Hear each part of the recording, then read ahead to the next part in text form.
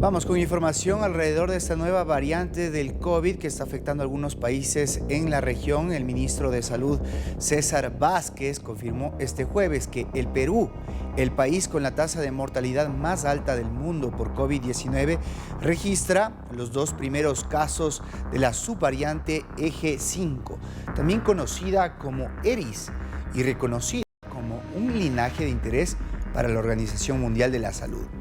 Según este comunicado, el portafolio, ambos contagiados presentan síntomas leves y se encuentran en aislamiento domiciliario en el distrito de La Molina. La mujer tuvo un cuadro clínico de fiebre y cefalea, mientras que el hombre mostró además dolor de la garganta y congestión nasal.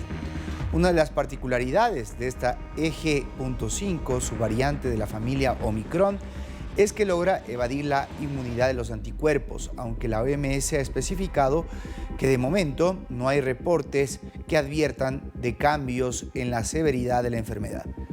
Al menos 51 países han reportado casos de este linaje, con China, Estados Unidos, Corea, Canadá a la cabeza con mayor incidencia.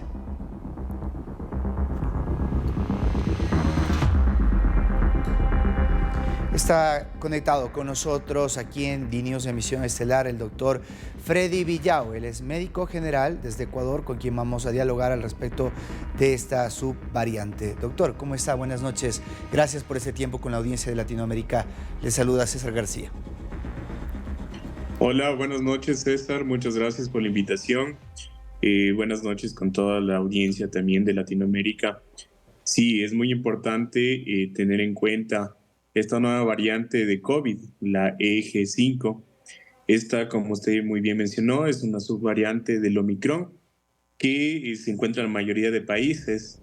Sin embargo, hay algunos países a la cabeza como Estados Unidos, Corea del Sur, Indonesia, y acá en Latinoamérica también hay en la Argentina, en Trinidad y Tobago, en Ecuador, en el Perú, que recientemente se reportó en esta semana 2 casos. En Colombia también, recordemos que es un proceso en donde encontramos algunos datos importantes, sobre todo que es una variante donde sus síntomas clásicos, al ser un proceso respiratorio, es malestar general, pérdida del olfato y del gusto, diarrea, náusea, vómito, síntomas respiratorios como dolor de garganta, dificultad al tragar, secreción nasal, tos. Es decir, son síntomas ya conocidos de las anteriores variantes que se han presentado en el COVID, pero que bien usted lo ha mencionado, todavía no se sabe cuál es el tema de complicación, sobre todo de los pacientes que tenemos en nuestro medio. En el Ecuador se ha podido observar que son pacientes, tenemos 6 casos reportados. Los 6 casos son en la provincia de Pichincha, en Quito, y de los cuales no han tenido ningún tipo de complicación hasta el momento. Esto Doctor, quiere decir, ahora, sí, digan. quienes se preguntan cuál es la diferencia entre los síntomas que tenía el COVID cuando comenzó la pandemia y lo que ocurre ahora, ¿cómo lo pueden diferenciar de una gripe común y de esa manera poderse atender de acuerdo a las recomendaciones que generan los organismos sanitarios? Claro, a ver, los procesos de resfriado común, a diferencia de los del COVID, tienen síntomas en general. En realidad, el único síntoma patognomónico, se podría decir, que es la pérdida del olfato y el gusto. Sin embargo, recordemos que los resfriados comunes o procesos virales, por lo general tienen una duración de 3 a 5 días, a diferencia de lo que es el COVID. El COVID tenemos una duración ya de entre 15 y 21 días, Ujú. en donde se van a presentar toda esta sintomatología. Ahora, de momento, lo que han dicho las autoridades del Ministerio de Salud, al menos en el Ecuador, es que se mantiene la vigilancia sanitaria, pero no hay mayores medidas obligatorias, como el uso de mascarilla. ¿Qué se recomienda en esta situación a la ciudadanía en general? Perfecto. La recomendación, a pesar de que no se use la mascarilla, obligatoriamente, como antes se lo realizaba, es de que todos los pacientes que presenten síntomas respiratorios, como los ya antes mencionados, usen mascarilla. El lavado de manos también es muy importante, así como también la ventilación. Hay lugares donde están completamente cerrados y no tienen una ventilación adecuada. Esto nos va a complicar. Pero también, de acuerdo a la OMS, la vacunación es muy importante. Entonces, recordemos que los temas de vacunación hay ciertas discrepancias, se podría decir, sobre todo porque en la región hay datos muy bajos de vacunación completas con el tema del esquema COVID.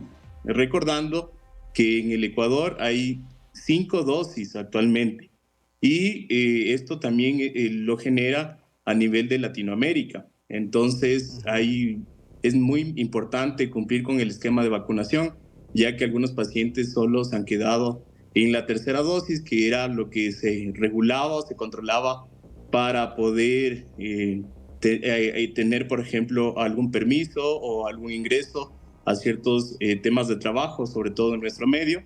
Y después de eso ya los pacientes han dejado de vacunarse.